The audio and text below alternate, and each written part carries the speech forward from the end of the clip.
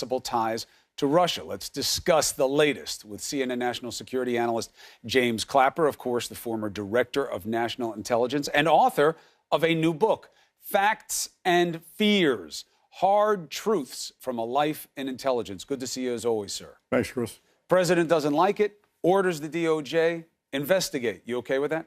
No, I'm not. I think that's actually a very disturbing assault on the independence of the Department of Justice. And I think when the president, this president or any president, tries to use the Department of Justice as kind of a private investigatory body, that's not good for the country.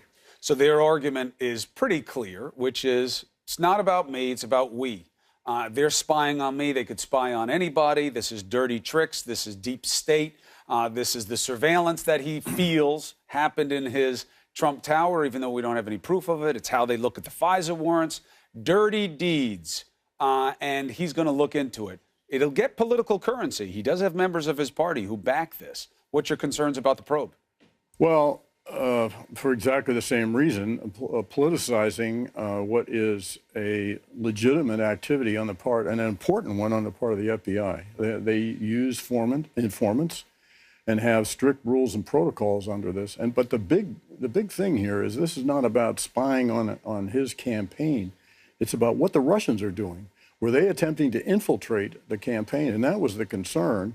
And that was, in my belief, is what the focus of this whole activity was about. Why do it that way? If the concern was the Russians are trying to get to the Trump folk, why not go to them openly? Well, this is one of many techniques you can observe, you can use or bring to bear, the FBI can, in the interest of determining whether there was active efforts on the part by the Russians to infiltrate the campaign, whether it was his campaign or any other campaign. The important thing here is a foreign nation, particularly an adversary, trying to influence a political campaign, and that's not good for the country. In fact, we ought to think about it as part of the effort of the FBI to keep the nation safe and secure and protect our voting process. Donald Trump Jr. went to his second meeting, this time not with Russians, as far as we know, but some United Arab Emirates representatives and others, in a meeting that was supposedly about foreign powers helping in a U.S. election. This is the second time. Is this something that was just about discretion? Because they say nothing came of it. And if nothing came of it, is that good enough? Well, it's bothersome in seeking help from any foreign nation, adversary or not, to help influence or support a political campaign. That's just that's very disturbing. The fact they were seeking help. The fact nothing came of it, okay, but to me, the fact that there was outreach here in an effort to engage a foreign government or governments for aid and assistance, financial or otherwise, is not good. Not a crime, though. I don't know about what the specifics of what is criminal activity or not, but just philosophically, conceptually, I don't think it's good for our country to have involvement of foreign countries, and I speak about this in the book, particularly with respect to the Russians. Facts and Fears is the new book. I want to read an excerpt of it, of the context of why you wanted to write this. You believe that there's so much pressure on people who want to do things the right way.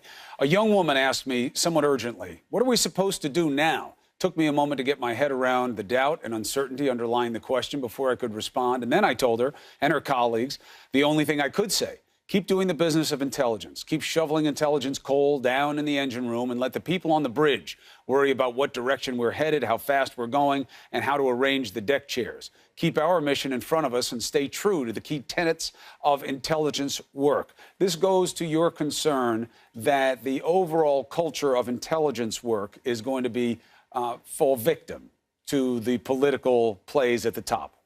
Well, I do worry about that, and I think that actually places a heavier burden than ever before on our intelligence community leaders to provide the top cover so that the rank and file workers the employees in the intelligence community continue to serve up truth to power, even if the power doesn't listen to the truth.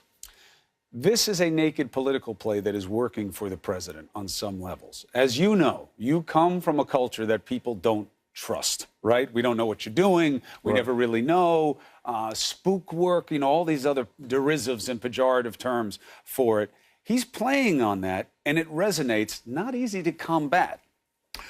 You're right, Chris, it is. And that does characterize the image, the optics of intelligence work, which is necessarily secretive because of the importance of protecting sources, methods, and people. That's one reason why congressional oversight is so important. You know, the intelligence community is not like the Department of Agriculture or the Department of Interior, because everything they do is essentially transparent. Not so in the intelligence community. So that places a greater burden on the intelligence oversight committees, one of whom is pretty much fractionated because of partisanship. And that's not good. That's not healthy for the intelligence community. The Senate Intelligence Committee, I'm very gratified to point out, and recently announced validating the findings of the Intelligence Community Assessment of January of 17, which was very gratifying to us, those of us who did it. And they did so, importantly, on a bipartisan basis. And those committees are not really credible unless within the intelligence community, unless they're bipartisan. How worried are you about the impact of these Inspector General reports that are coming out, whether it was the one about McCabe or how the Clinton probes were handled? If there's a lot of stink laid by, you know, an Obama appointee, by the way, who's doing this IG report, and that the people at the top weren't doing things the right way, it's going to validate the president's theories. It's going to hurt the IC. Well, it could. We'll have to see what comes out. Inspector generals are one of the strong features of our system. They are independent, apart from subordination to the organization they're looking at. Very important feature. And so when the truth comes out, we'll learn from that, and hopefully if there are lessons to be applied, they'll be applied.